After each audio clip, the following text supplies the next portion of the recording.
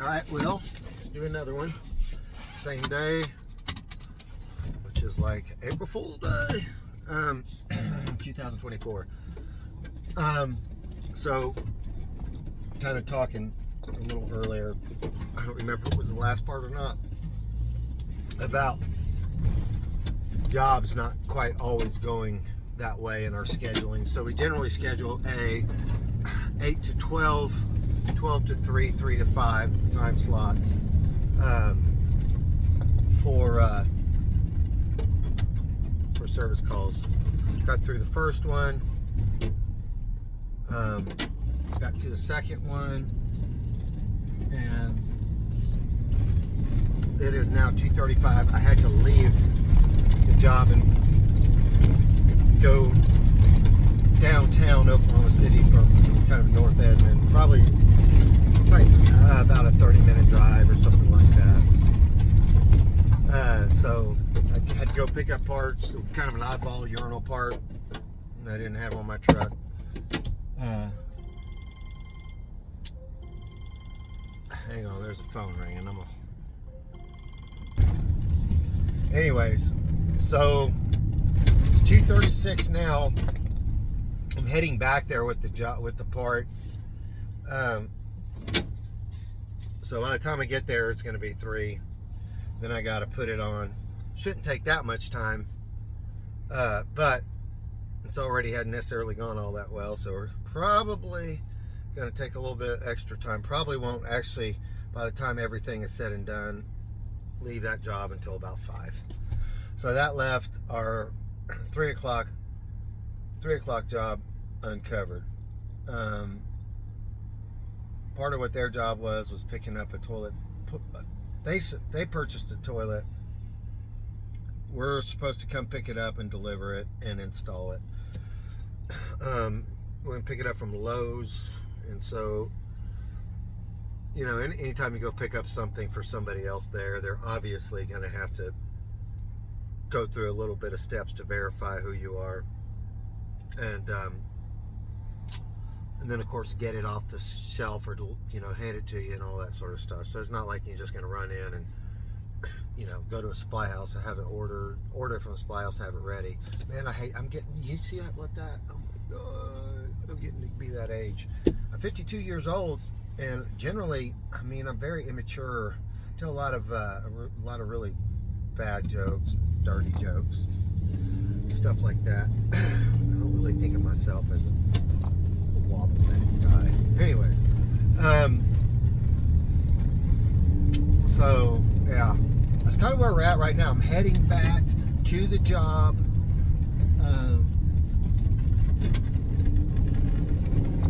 To go finish it up, and chances are we're not gonna make it to that other one, and so that's kind of where we're at. But we can't just have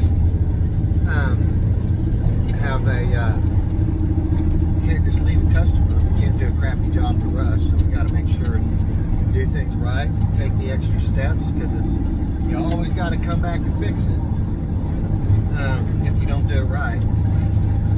So. One of the conversations we have with customers, and we generally are supposed to have this, that sometimes things don't quite work out that well, but that anytime you have a time slot after the first call of the day, you always run the risk of getting bumped in the schedule. Because if we touch something, everything falls apart, and we're married to that job, we're going to be on it. Now, if we go out there and we see something is going to be bad ahead of time, then before we actually do it, then a lot of times we can reschedule around that. But if it's a small potential, you can't just say, hey, well, we're going to just reschedule everything that maybe could go bad. Well, no, you can't do that, because you'll never get any work done. It's plumbing, service. So that's kind of where we're at here on this one. I'm heading back to the job. More than likely, I'm not going to make it to the job that the last job. So, you know, that's kind of where that is. Yeah, that's kind of where we go with customer service. We always want to, customers to be happy, but it's more important for them to be serviced well, for them to get a good quality, product when we leave. Sometimes we make them happy. Sometimes we can make them happy because they don't want to pay extra because they want us to get the job done cheap. Of course, the other thing we have to account for is at some point, more than likely, somebody else is going to occupy that home. And if we do things based on the way they only want to do it, then, what about the next guy? And it's our job to make sure that whenever we put in plumbing, or if ever we inspect plumbing, that it's safe, up to code, at least as much as it can be brought up to code. You don't necessarily you can't always do everything on a house that's old. There might be something, you don't want to tear out tile to make a funky drain connection that's not legal now, but has been working there since 1935. So yeah, it's going to be a code violation, but come on, we're not going to tear out a whole house for that. That's just kind of ridiculous.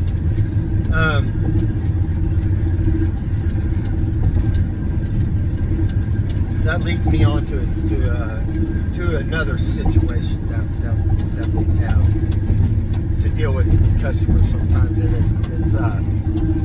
it's one of these things. You buy a house, you're the king of the castle. That includes the lot, right?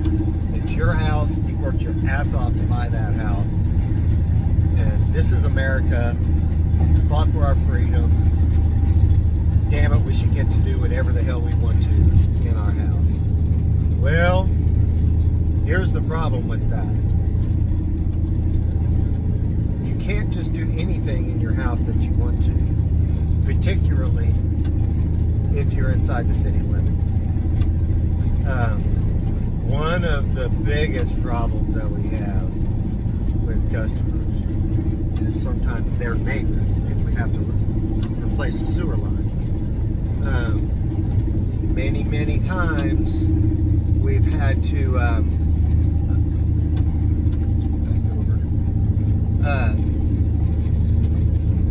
dig in a neighbor's yard. So essentially, when you buy a house, you got power, you got water, you got sewer, and those are the necessities. Well, then you also have, your TV, your cable, whatever, internet. So they have to run these lines and these power cables and these pipes somewhere. So generally they have an easement in your property, part of your property. You give up total access to or total control over when you buy that property. The reason is so that everyone can have utilities. So sometimes one person's utility is in another person's backyard. So you can have, what's real common is you would have the utilities would run along the back fence along the block that you're on, between the house on the back side of you. And usually on one side of the fence you have a gas main, and then on the other side you have a sewer main, and then somewhere in the middle you have power. A lot of times power is overhead, but power, cable, internet, and all that. So many times we have to go into a neighbor's backyard to dig that sewer up. Sometimes they have dogs. Sometimes they put buildings out on the easement.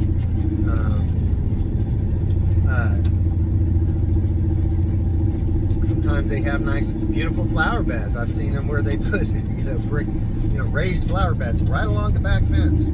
Love that. So there's always some sort of conflict in there. Most people truly understand, but if you have a dog, then that has to be accounted for. So, sewer lines are usually they're deeper than 4 foot as far as where it ties into the city main here in Oklahoma. They can be as deep as 20 feet, even deeper. But the average one in Oklahoma is going to be around the 8 feet.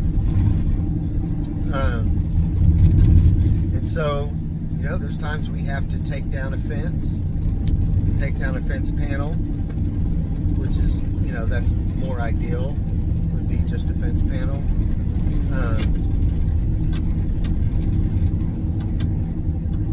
Sometimes there's chain link fence, and that's a son of a bitch.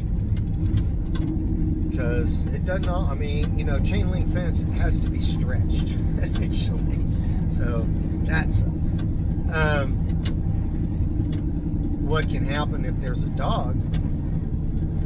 Obviously, if we have a deep hole, the dog can fall in. So we have to protect against that, put up temporary fencing. If it's an 8-foot deep hole, one of the problems that you have with is where do you put the dirt that you dug up, right? Where do you put that?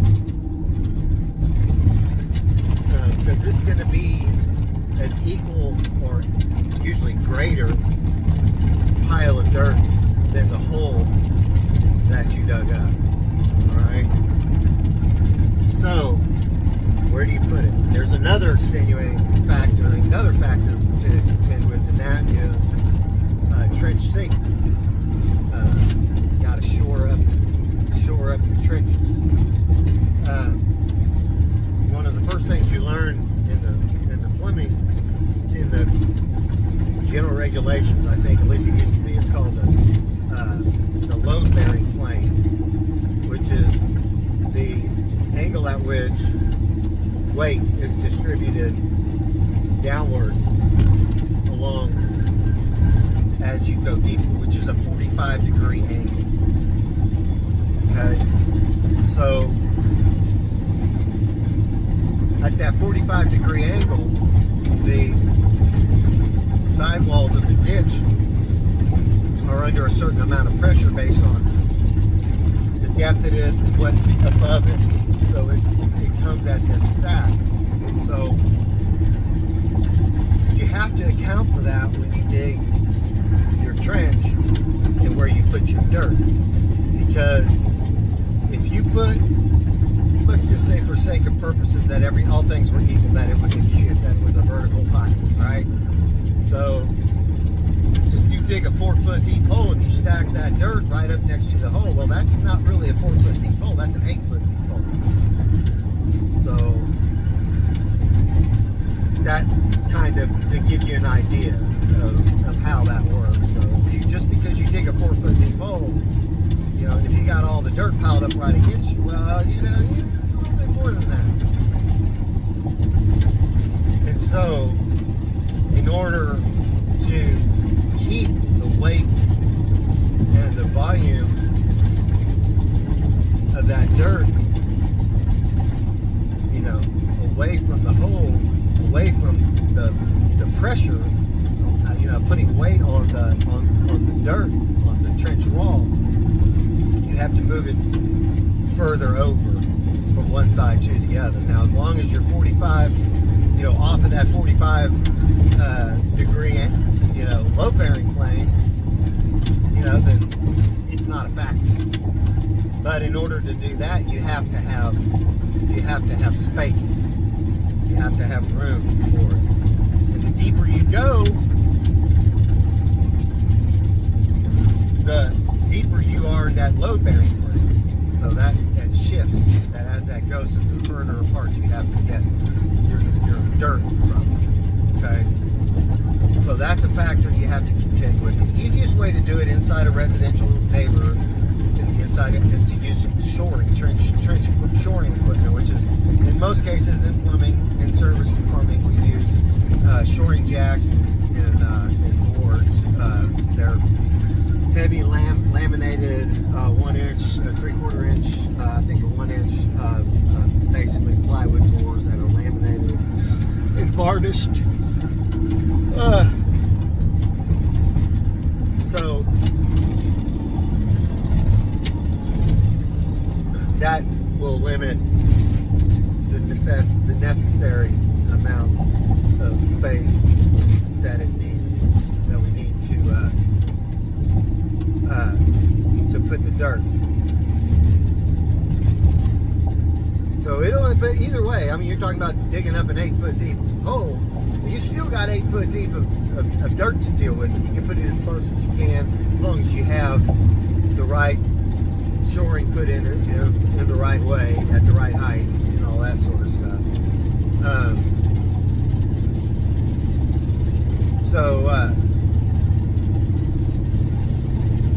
Anytime you do that, anytime you dig in a yard, though, you're going to be disturbing the dirt around it. And if you're in a neighbor's yard, we're not landscapers. That stuff's going to go back in to the best of our ability. We call it a rough grade. It's a rough grade. And so, since we're not general contractors or landscapers, we don't figure that into our price because that's not our wheelhouse. So we depend on the homeowner, and in fact it's in our contracts that they're the ones who have to settle any conflicts with the home, and they're the ones that are going to be responsible for whatever damage they may see as caused by us, whether it's broken sprinkler lines, just the sod, the leveling of the grass, the leveling of the sod, leveling of the dirt, and all that sort of stuff.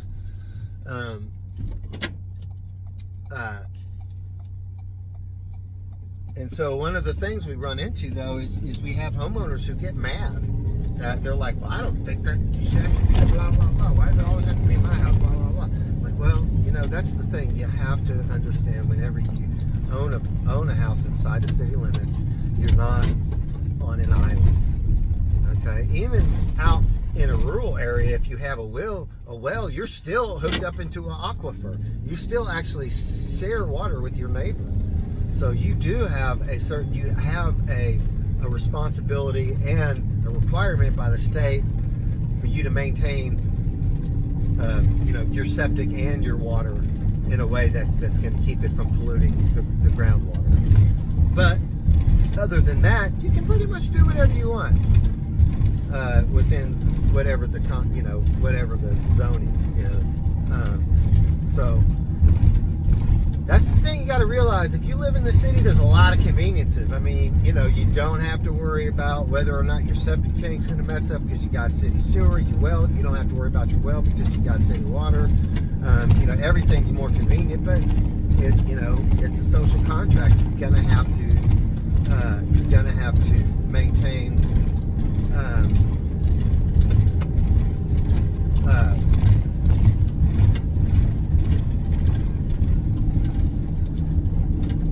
you're gonna have to allow people to have access, and part of that is dealing with the fact that, well, yeah, you're gonna have to people are gonna have to dig in your yard, fuck it up, and it should be put back. But if you build a flower bed out on your back fence, or put a building out on your back fence, and there's no other way to run the sewer line, you shouldn't have built the damn building there. It's not other people's responsibility to fix your bad decisions. And that's one of the things you have to understand. You don't live on an island whenever you live in a city. It's not about freedom. It's not about well, I don't have the freedom. No, you agreed to it when you signed your deed, when you bought that house. Anyways, I'll probably start recording more later. Anyways, I got to get almost to a job.